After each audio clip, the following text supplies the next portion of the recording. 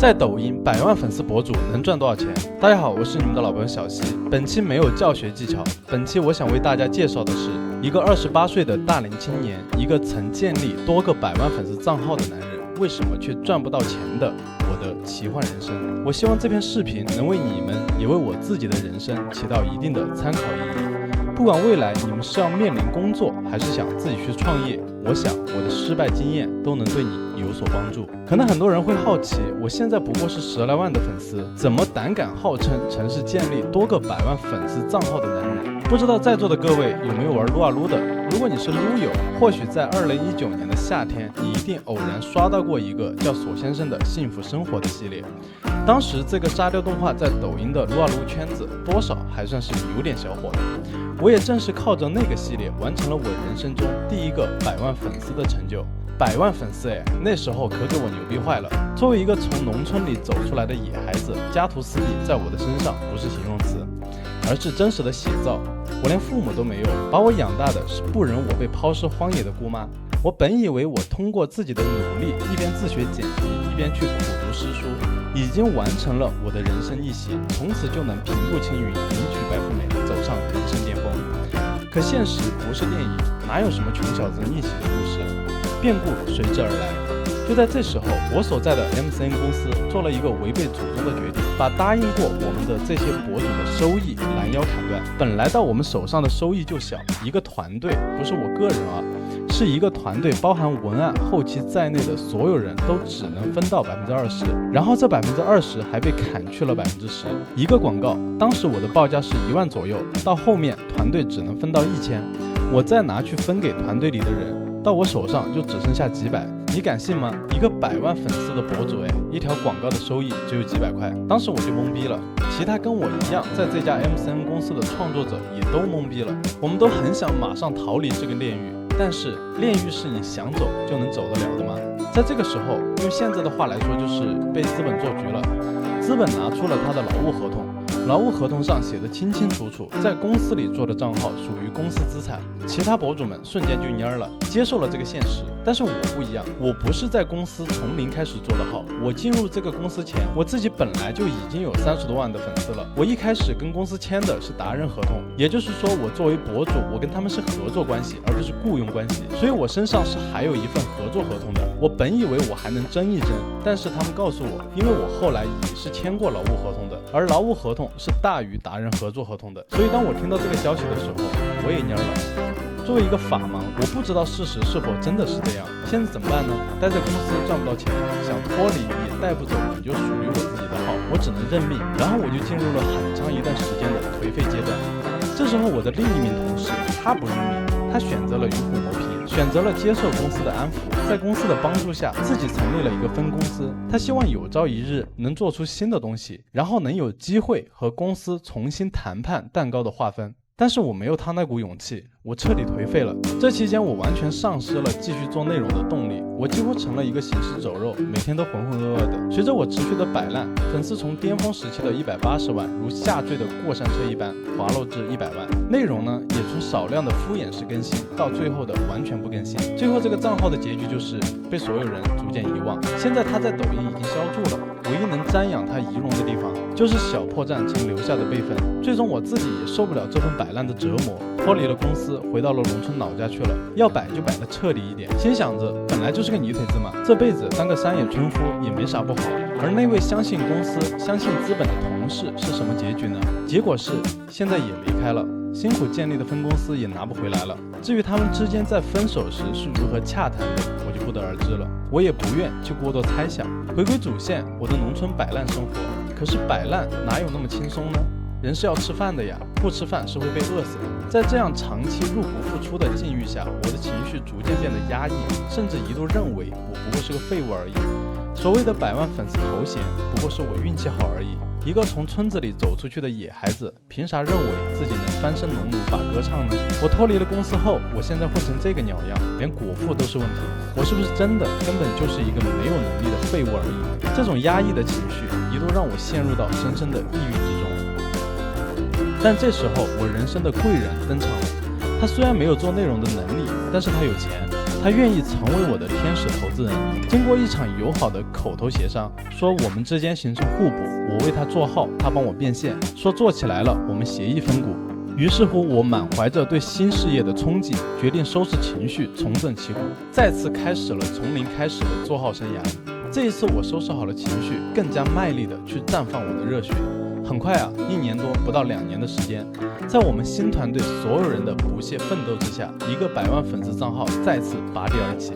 现在号也有了，是不是该确定一下怎么分蛋糕了呢？结果就是谈判多次都不欢而散。他并非不愿让我上桌，只是分成和当初所言差异巨大而已。以前在 MCN 公司没能赚到钱，是苦于签了劳务合同被绑死了，而现在和他创业，则是苦于在项目开始时没有签合同。那么分蛋糕的时候，可以谈论的角度就太多了。所以这2段经历于我而言，最大的感触是我自己对商业的认知不足，才造成了我的付出没能转化为预期的收益。我想分享给大家的是，或者是分享给自己的心得如果你想吃互联网这碗饭，那么未来不管是和 MCN 公司合作，还是和你熟悉的朋友合作，一定要深刻的去认识到一份规范的正确的合同是多么的重要。一份规范的正确的合同，才能确确实实的保障你和你的合作者每个人的各自的利益。而且不仅是创业或做互联网，哪怕只是上班或者做任何行业，都要看好你的合同，不要不签，也不要随意乱签。其实在抛开情绪后，仔细想想，我的经历真的有对错之分吗？或者说错的都是别人吗？我自己难道就没有一点责任吗？倒也不尽然。公司有公司的立场和发展，他们也有成本。我埋怨前 MCN 公司冷血，苛刻我本就不多的分成，但是他们也确实给我开了底薪。我埋怨后来的他没有信守承诺，但他毕竟是天使投资人，在我情绪的低迷期选择了相信我并与我合作，这份对我能力的信任也是我应该铭记的。那么分蛋糕的时候，他拿大头也是情理之中。如果一开始就没有谈好，那等到后来再谈，我会认为我的付出是必要的功绩，别人也会同样的如此认为。一件事情的功劳真的能在做成以后再去细化明了吗？很显然，这有点难。而这就是我现在学到的，这是社会的必然性。我也更加深刻地理解了古人云亲兄弟也要明算账的真正含义。造成这样的结果，只能说我也有不可推卸的责任。第一次做互联网到现在的6-7年内，由于我自己对人际交往的懒惰，从头到尾我根本就没有想过去认真了解正确的商业规则，也忽略了一份规范的合同的重要性。现在我才知道，一个项目在商业化的过程中，如果初期没有明确责任与利益的分配，那么后期就是会很难再友好协调，最终也只能导致不欢而散的结局。这是我的错误，我得学会为自己的错误买单。所以现在我不愿去争了，我决定放下曾经的一切，也不再纠结于过往。我祝愿他们能在他们的阳关道一路坦荡，我自己则走好我自己的独木桥。天有多高呢？我的能力又能飞到多远？我会自己再去试一试的。我很希望穷小子的逆袭故事能真切地发生在我身上一次，毕竟我真的很认真地在努力，毕竟我真的很认真地在活着。我现在还依稀记得我姑妈曾告诉我，她看到我的第一眼就尤为震惊。一个1岁多的婴儿只能嗦着几根白面条果腹，一个1岁多的婴儿能瘦得让人看不出人样。他实在不忍心我落了个抛尸荒野的下场，才毅然决然地在他自己都缺衣少食的年代将我带回家，将我细心地养大。所以我感谢我姑妈的同时，也佩服年幼的自己那顽强的生命力。所以这一次在新的故事开始时，我会将一切我所走过的弯路摒弃，我不想再让悲剧重演。这段新的故事叫晨曦电竞。我离开的那一天，就是乘坐的列车，乘坐在去往下一站人生的列车。所以我愿我的新事业能像晨曦2字一样，乘坐上那一趟代表希望、代表新生的列车，去往我所想要的未来。我更愿看到这里的大家也都能如晨曦一般，能乘坐着代表希望的列车，去前往你们想要的目的地。既然来到这个世界，即使困难重重，也要拼尽全力，在人生剧本中挥舞出属于你的浓墨重彩的一笔。没有什么过不去的坎，也没有什么做不到的事情。我是小溪，希望可以和你一起变得更强。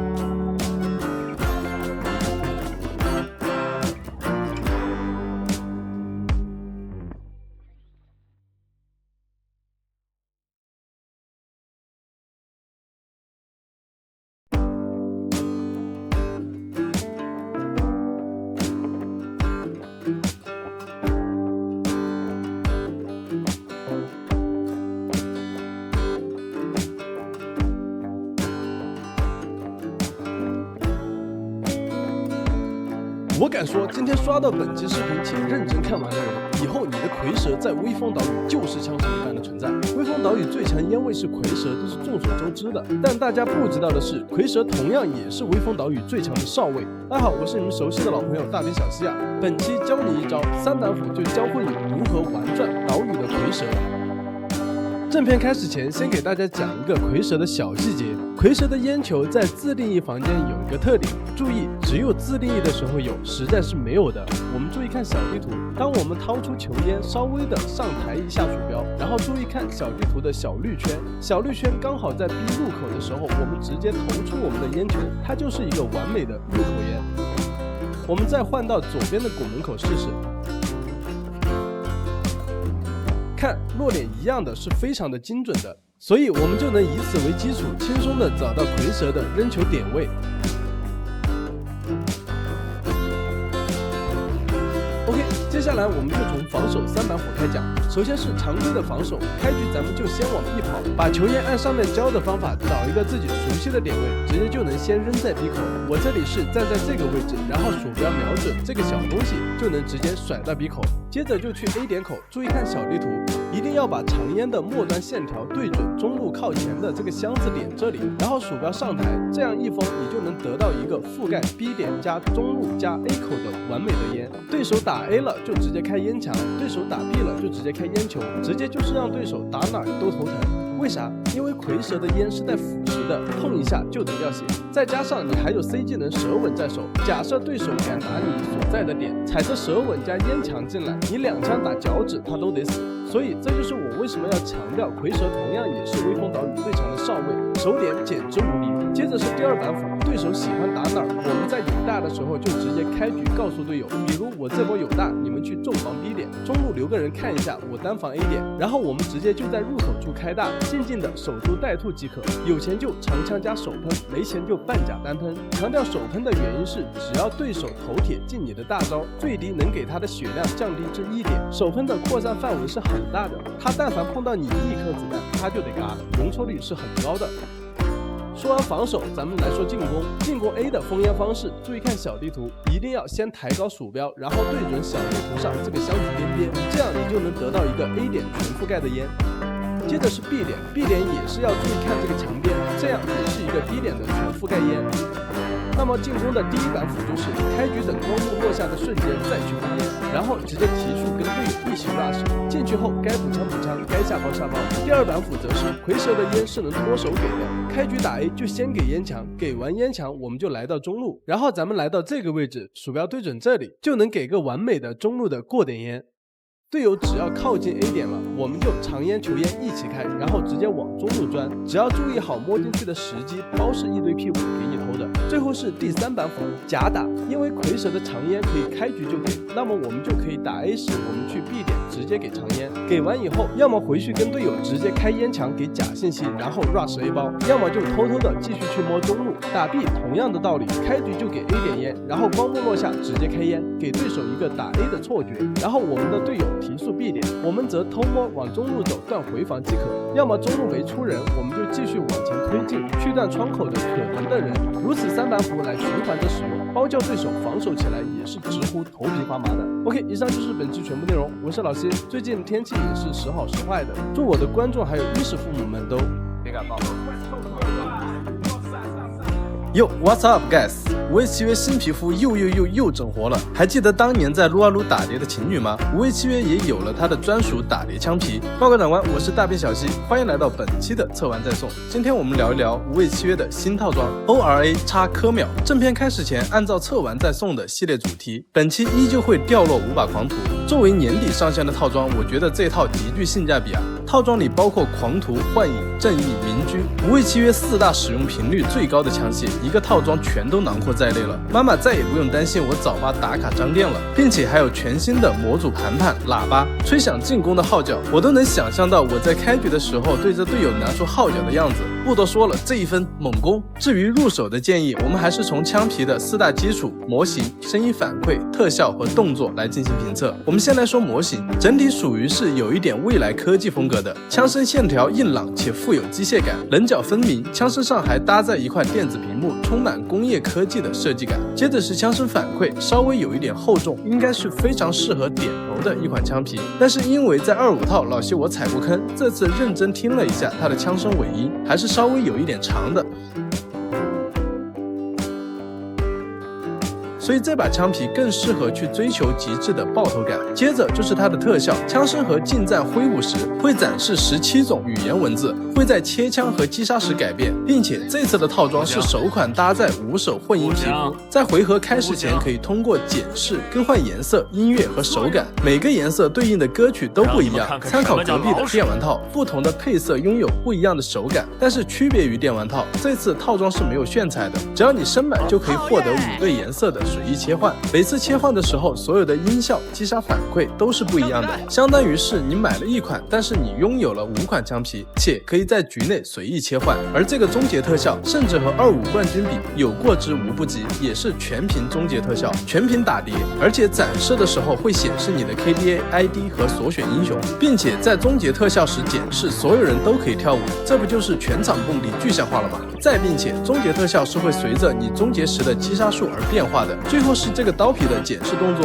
除了类似于威龙的动作之外，额外还有单手旋转的动作，这是真他喵的帅啊！有一种下一秒我就要把刀丢出去一击毙命的爽感，我只能说这个特效我给满分。OK， 最后总结一下，这次的套装虽然模型一般，但是开枪时候的爆头反馈以及特效和动作我都觉得很不错，特别是特效这一方面是非常加分的。而且据官方说明，这次的皮肤是全球5周年的记忆、回忆和连结，切枪时候的5首经典曲目也分别代表了不同的特殊节点的回忆，承载5年以来的重要回忆，是极具收藏价值的。但是老西我在最后还是要给出一个中肯的建议，我觉得这一套皮肤是一个极具性价比的套装，一个套装里涵盖了4大使用频率最高的枪械，特别是皮肤升满之后可以拥有5种不一样的手感，加上我对它的刀的检视非常欣赏，所以如果是老西我自己可能会全套购入。当然目前我所有的感受都是基于我目前仅有的资料做出的总结，所以具体上线之后它值不值得我目前给出的这么高的评价还是有待商榷的。 OK， 以上就是我关于 ORA X 科秒套的前瞻点评，个人观点仅供参考，希望对你有所帮助。最后最近也是入冬了，各位小伙伴千万要注意保暖，别像老西我一样把自己搞得感冒了，这样真的挺难受的。那么这里是晨曦电竞，希望能和你一起变得更强。